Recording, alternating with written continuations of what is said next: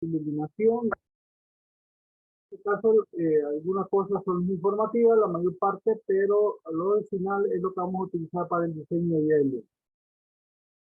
Bien, una de las cosas importantes es el aspecto de iluminación, depende de la visión y obviamente nosotros podemos ver solamente 7 colores.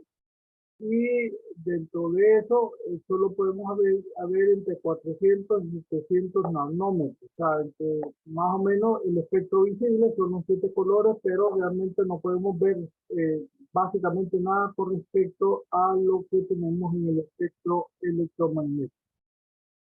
Por lo tanto, somos miopes con respecto a lo que nosotros vemos.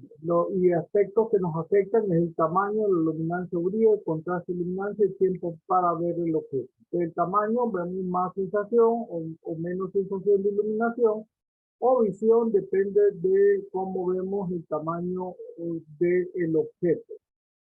Luminancia o brillo, otra de las cosas que afectan esa parte del objeto. Lo otro es la contraste y obviamente ahí tenemos aspectos como por ejemplo el camaleón, que puede, de acuerdo a las condiciones de su piel, permite que se pueda camuflajear, que decimos, cuando cambia la posición de su piel para que el rayo de iluminación se afecte con el objeto o las partes que tienen en el exterior. El tiempo para ver el objeto, aquí depende, diríamos, entre 20 y 20 años, todavía se tenía que era 100%. A medida que va pasando el tiempo, perdemos la visión en un 50% alrededor de los 80. Obviamente, eso es una gráfica promedio, pero eso no es del todo cierto porque obviamente ahora vemos niños que ya tienen problemas de visión cuando están pequeños y les están poniendo anteojos, se está dando cada vez más, pero al mismo tiempo también hay personas que tienen 100 años y tienen visión perfecta. Bien, características de las medidas de la luz. Obviamente la luz es una forma de energía radiante que se evalúa por la capacidad de producir la sensación de visión. Una de las cosas, el cerebro es un traductor sofisticado de energía para que nosotros podamos ver esa visión o sensación de iluminación o de objeto. La energía visible es una porción pequeña del espectro radioeléctrico. El ojo humano responde a la energía que tiene una longitud de onda de 380 y 760 nanómetros. Esa es la frecuencia, por lo tanto, todo lo podemos ver como energía, todo lo podemos ver como de alguna manera se mueve, aunque lo podamos percibir o no, vuelvo a repetir, la miopía visible que tenemos al solo poder percibir entre 380 y 760 nanómetros. Básicamente somos miopes con respecto a la energía que se puede percibir en el universo. El espectro radioeléctrico conocido por nosotros, si vemos rayos cósmicos, rayos gamma, rayos X, ultravioleta, infrarrojo, radar, FM, televisión, onda corta, radiodifusión, transmisión de energía eléctrica, etcétera, etcétera. Si ustedes ven, solo podemos ver una rayita en el infinito. O sea, básicamente no vemos absolutamente nada y solo podemos percibir cierto color. Lo demás no lo podemos percibir, aunque existen aplicaciones de los distintos tipos de rayos X, ultravioleta, infrarrojo, radar, FM, aunque no los podemos percibir. El color de la luz está determinado por su longitud de onda. Entonces, por lo tanto, todo tiene un color y todo tiene una longitud de onda, si no, no podemos percibir, depende de la frecuencia que se mueve. En los extremos del espectro visible, lo que nosotros podemos ver se encuentran radiaciones ultravioleta e infrarrojo que no son visibles al ojo humano, pero tienen muchas aplicaciones en la industria y la área de salud. La temperatura del color es el término usado para distinguir un color comparado con una fuente de luz y obviamente comparado con el color negro, que tal cosa como el color negro no existe, sino es la ausencia de luz. La luz se desplaza en línea recta a menos que su trayectoria sea modificado por algún medio reflectante o difusor. Las ondas luminosas pasan a través de otras sin sufrir alteración. obviamente, si haces una alteración, ya podemos determinar otro aspecto. La luz es invisible a su paso por el espacio, a menos que un medio de dispersión en la dirección del ojo. Entonces, muchas veces, eh, ¿cómo podemos ver esos medios de dispersión? En un arcoíris, entonces es las gotas de agua a la luz al refractarse. Entonces, podemos ver el arcoíris, que son los 7 colores, el mismo efecto, es un prisma, ponemos un rayo de luz, lo ponemos en luz y se ven los 7 colores. Es solo el espectro visible que nosotros vemos ahí, pero en general la mayor cantidad de cosas, como ya vimos, que tienen el espectro electromagnético, no podemos la cantidad de colores infinitos que existen en el universo. Unidades de medida: iluminación, luminancia, brillo, intensidad luminosa y flujo luminoso. Intensidad luminosa es densidad de luz dentro de un ángulo sólido extremadamente pequeño en una dirección determinada sin unidades candela. Obviamente, flujo luminoso, luz emitida por unidad de tiempo. Sin embargo, el elemento de tiempo se expresa el flujo luminoso, se considera comúnmente como una magnitud. Su unidad es el lumen y se define como el flujo luminoso emitido por un ángulo sólido unitario por una fuente puntual uniforme de una candela. La iluminación es la densidad de flujo luminoso sobre superficie. La luminancia o brillo brillo fotométrico es la intensidad luminosa de una superficie en la edición dada por unidad de área proyectada en la misma. Muchas veces esa luminancia es lo que aparece especificado en algunas especificaciones de la luminaria, en los focos LED aparece esa parte. Propiedades del radio: obviamente la reflexión, la transmisión, la absorción, la reflexión, la difracción, el efecto, la interferencia, polaridad, efecto fotométrico, gráficos y diagramas, las curvas de distribución luminosa, los diagramas isocandela y las curvas isoluz. Antes, en todas las focos que se compraban venían esos diagramas, ahora se ha emitido porque no tienen utilidad práctica para la mayor parte de la gente, a menos de que usted necesite aplicaciones específicas. Las curvas de distribución luminosa, ahí tenemos varias curvas, la distribución luminosa, aquí hay otro grupo, la eficiencia de la luminaria, la relación entre lumines emitidos por el luminario y los emitidos por la lámpara. La diagrama isocandela, proyectores para alumbrado y luminancias de alumbrado pública. Entonces, estos proyectores para alumbrado, en estos se utilizan sistemas de coordenadas rectangulares con ángulos en vez de X y Y. Y por ahí tenemos eso. Aparte, esos diagramas isocandela se parecen a lo que, a los en física, que es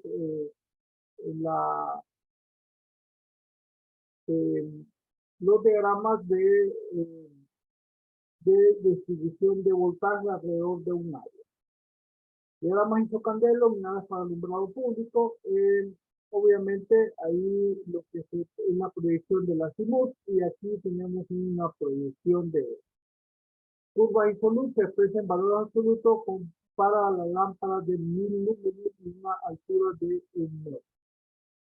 La fuente de luz y sus accesorios: entonces tenemos incandescente, descarga eléctrica, luminiscente y obviamente la tecnología LED, que es lo que nosotros necesitamos. Las otras ya son viejas, la tecnología es lo que más se utiliza actualmente, a menos que tengamos especificaciones específicas. Lámparas de afinamiento incandescentes eran los focos normales que nosotros vemos. La descarga eléctrica es la descarga eléctrica, son la fluorescente y electroluminiscente similar a las anteriores, y lámparas decididamente incandescentes son los focos que nosotros teníamos anteriormente, es una de ese tipo de bulbo, y hay de varios tipos, hay de cualquier cantidad de tipos, cualquier cantidad de filamentos.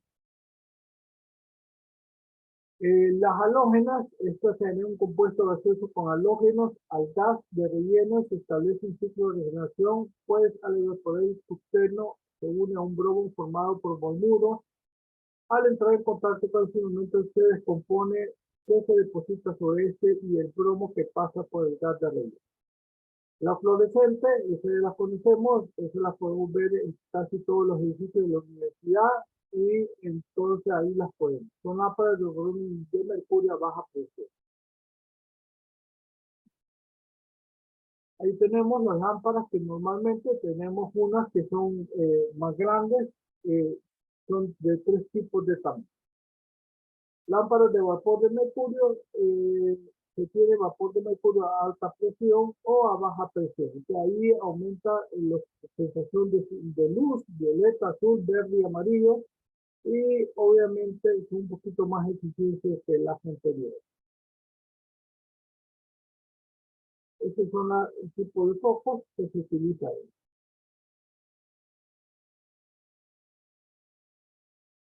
Aluros metálicos son lámparas de descarga, las que se ven en un arco de mercurio, otros metales para mejorar su color y así su eficiencia. Se parecen a las otras, un poco diferentes.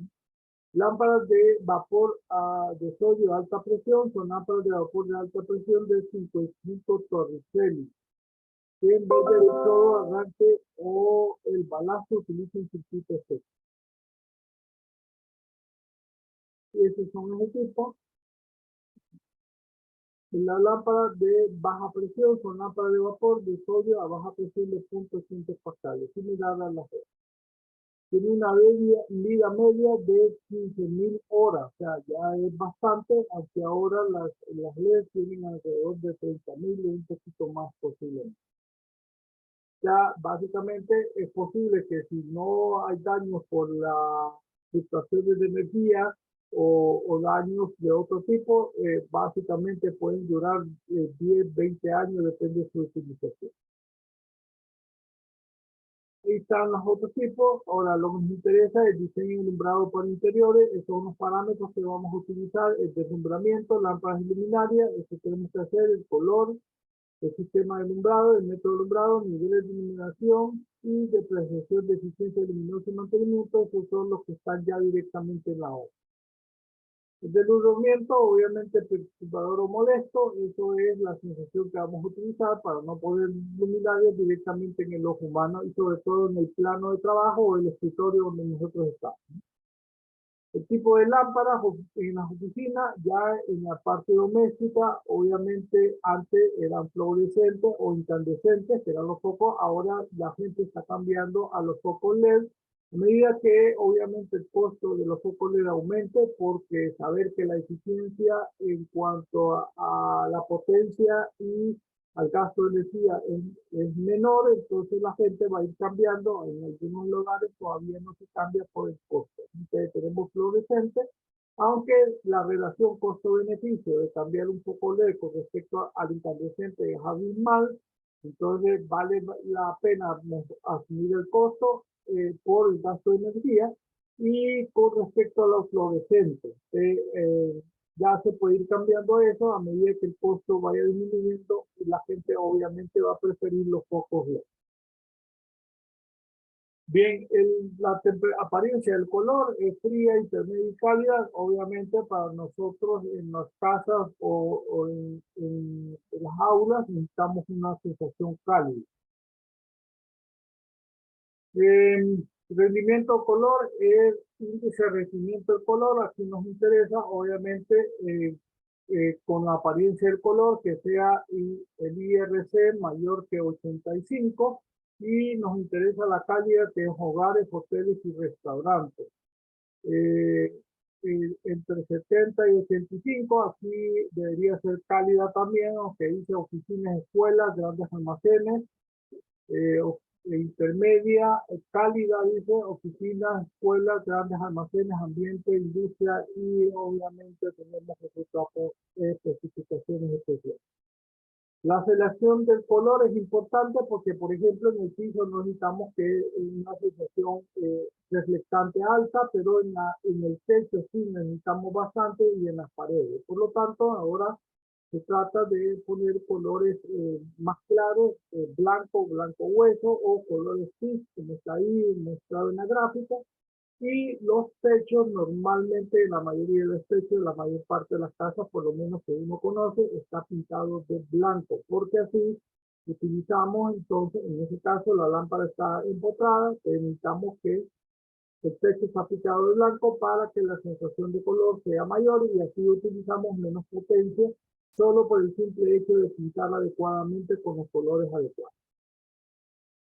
Bien, el sistema alumbrado, directa, semi-indirecta, difusa, indirecta, etc. Ahora, este es el método que vamos a utilizar nosotros, es el método de la cavidad zonal, en esta calidad de piso, que es el plano de trabajo, donde estamos trabajando, la mesa, que hacia abajo no necesitamos gran reflexión, en medio, obviamente, para que el plano de cuarto o la cavidad de cuarto esté bien iluminado, desde la lámpara hacia donde el plano de trabajo donde nosotros estamos trabajando o la mesa sencillamente esté bien iluminado, necesitamos entonces la reflexión de techo y la reflexión de pared y la dirección directa el efecto directo de la lámpara sobre el plano de trabajo.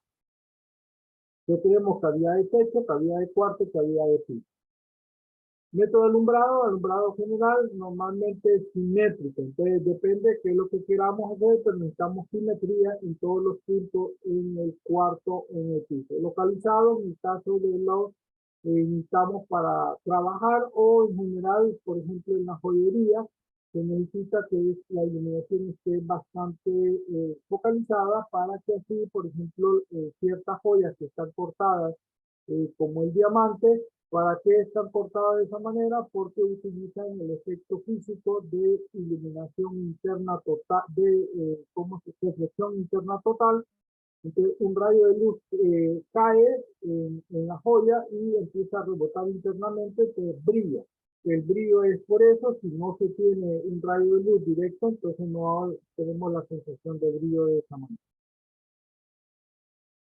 Localizadas, así como en la mesa de dibujo, niveles de iluminación, entonces los normales entre 200 y 1000, que eso es lo que se requiere, más o menos, con requerimiento mucho más alto es con requerimientos exigentes. Nivel de iluminación es cierto tipo de iluminación debido a la lámpara. En este caso, a nosotros nos interesa, aquí tenemos recomendaciones en las oficinas, en centros de estudio, en biblioteca y salas de estudio dice 750, en laboratorios, aulas 500, recomendado 400 y 500. En la vivienda, que es lo que nos interesa, en los dormitorios 200, aunque ahora ustedes incluyen el dormitorio, ustedes posiblemente necesitan una mayor sensación de iluminación. Cuartos de aseo no tanto, cuartos de estar ya 500, lo óptimo, y en la cocina 200, aunque depende si es una cocina industrial o una cocina ya para hacer cosas ya un poquito más específicas, podemos aumentar ese nivel. Y los cuartos de estudio y estar 750 porque necesitamos mayor sensación de iluminación. La depreciación y eficiencia luminosa, mantenimiento, está compuesto por dos aspectos, que es el equipamiento de las lámparas y superficie debido al depósito de polvo y la pérdida luminosa debido a la lámpara. El primero es efecto que nosotros debemos cuidar, ya depende de nosotros, como el mantenimiento, y el otro es mantenimiento, pero depende de la lámpara, ya estrictamente por defecto de la lámpara, por su vida útil, etcétera, etcétera. Y existe la depresión, la eficiencia luminosa y mantenimiento, si bien existe una cantidad de factores que influyen en la eficiencia del sistema de iluminación, degradación luminosa de la lámpara y la disminución del flujo luminoso por suciedad. Son las más importantes. El producto es lo que llamamos el factor de mantenimiento. Entonces, la primera es por la lámpara en sí, lo otro es por el factor de suciedad. Y hay una gráfica que más adelante la vamos a ver. Ese grado de suciedad depende, en primer lugar, del tiempo en el mantenimiento y en sí del ambiente. Sucio, muy sucio, medio y sucio y muy, muy limpio, limpio, medio, sucio y muy sucio. Adelante, este cuadro se convierte en gráficas, que es la que vamos a utilizar. Estas gráficas ya están en las tablas que yo les mandé. Y ya el lunes la vamos a utilizar. Obviamente, nosotros utilizamos la cavidad zonal o volúmenes, es en la gráfica, esa cavidad en esta gráfica que ya vimos, esta es. Esta es la cavidad zonal, la de techo, piso y cuarto. Y el método punto por punto es caso en que se requiere una mayor precisión o desee conocer otro aspecto, pero en general es de manera general el primer método. La cavidad zonal, la finalidad de este método es calcular el valor medio de iluminación en servicio en un local como alumbrado general cuando la presión necesaria no es tan alta como ocurre en la mayoría de los casos. Se asume que el local está formado por tres cavidades: la del piso, la del techo, la del cielo y la del local o la de cuarto. La de piso es el plano de trabajo, es el escritorio o la mesa donde estamos trabajando. Ahí es donde necesitamos que esté bien iluminado. La del cielo, que normalmente, como les decía, es de la lámpara al techo, como estaba planteado acá. De la lámpara al techo, entonces nosotros vamos a hacer dos tipos de ejercicios, les explicaba ayer, es una con la lámpara empotrada, que es la mayor parte de las casas.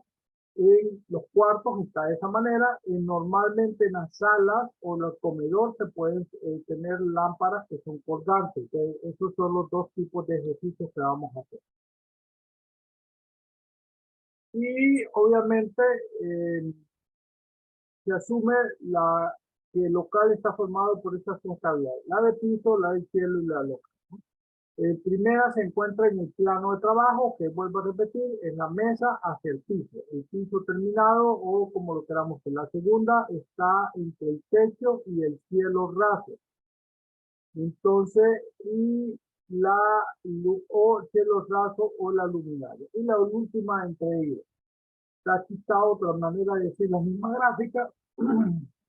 Para los cálculos, entonces, la tabla ya, perdón, el cuadro que nosotros vamos a utilizar para este cálculo ya que tiene, entonces utilizamos las dimensiones del local, el nivel de iluminación, el tipo de lámparas, que vamos a hacer otra curva con eso, el método de alumbrado, que es cavidad zonal, altura del montaje también, y la relación de cavidad, que tenemos la relación de cavidad de techo, de piso y de cuarto. Eso todo la vamos a utilizar, eso ya viene en las casillas allí directamente para hacer esos cálculos. Donde obviamente 5 por H, el H, 5 es un factor ya, el H es la altura de cómo se llama, cavidad de cuarto, cavidad de piso o cavidad de techo, y lo otro es el área, que es la longitud y el largo de manera general. El coeficiente de reflexión, esto es una gráfica que ya se tiene, creo que en la página, creo que es número 33, esas son las tablas que ya les mandé, es decir, esa es la página número en la iluminación, en la página 136 y 136 está esa coeficiente de reflexión. Y ahí está, esa página está puesta en la página 136. Esas curvas ya las tienen que imprimir para obtenerlas a mano. Y el coeficiente de utilización en la página 137, eso ya está en lo que yo les mandé. Eso tienen que tenerlas a mano.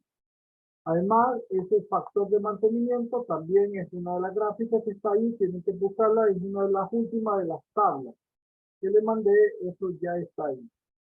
Y está, al final están las últimas, esas curvas, y además están los límites típicos por lámparas, que son las curvas que nosotros vamos a utilizar para hacer. El cálculo se hace de manera directa para sacar el número de lámparas, que se utiliza el nivel de iluminación, la superficie del plano de trabajo, el coeficiente de mantenimiento y el factor de mantenimiento. Esos son los que vamos a utilizar. La localización de la unitaria es una fórmula para poner de manera simétrica de acuerdo al área que tenemos, pero eso, ustedes son ingenieros, yo también, eso no necesitamos ciencia para poder ponerlo de manera simétrica. Localización de la luminaria, la distancia máxima de separación la recomienda el fabricante con relación a la altura del montaje. El método punto por punto y es otro. Ese utiliza cuando se quiere calcular el valor real de iluminación en zonas específicas de un local. Normalmente no se utiliza en la mayor parte de las aplicaciones.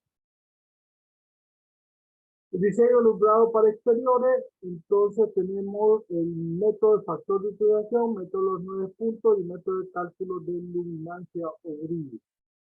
El primero, el método de factor de utilización, se utiliza es calcular la distancia de separación adecuada entre la luminaria que garantice un nivel de iluminación medio determinado. Entonces, esto iterativo, sencillo y práctico, entonces sencillamente podemos ver en los postes de luz del ENER, la distancia más o menos andaba entre 20 metros hasta 50 metros, depende en algunos casos más, pero obviamente lo que se quiere es que, ¿cómo vamos a ver si están adecuados? Es que de acuerdo a la luminaria que tengamos ahí, nos ponemos en medio de los dos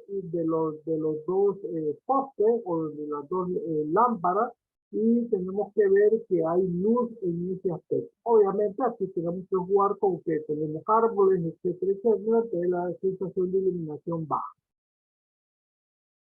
Método de los 9 puntos, método numérico que se basa en la idea de que no es preciso calcular la iluminación en todos los puntos de la casada, sino basta hacerlo en varios puntos representativos llamados nodos. Obviamente es un cálculo que se tiene que hacer en computadora. El alumbrado externo cubre una gran gama de aplicaciones como instalaciones deportivas, monumentos, fachadas de edificios, parques, autopistas, túneles, aeropuertos y áreas peatonales. Instalaciones deportivas, obviamente, nosotros podemos ver en los partidos de básquet, ya sea en la NBA, si a alguien le gusta el deporte, o en las canchas de tenis, o en las canchas de voleibol, esa situación para ver qué tan buena es la iluminación. En Honduras es bien baja y es bien crítico eso, ¿no?